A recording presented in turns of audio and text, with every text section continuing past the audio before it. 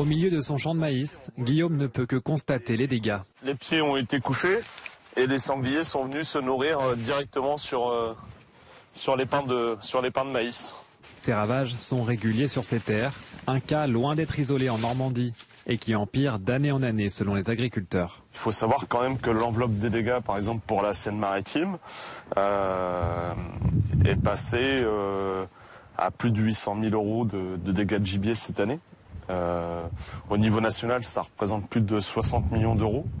Et je crois que cette année, ils craignent encore une augmentation et peut-être frôler les 80 millions d'euros. Les agriculteurs reprochent aux chasseurs de ne pas tuer suffisamment de sangliers, voire même de nourrir le gibier pour organiser des parties de chasse le week-end.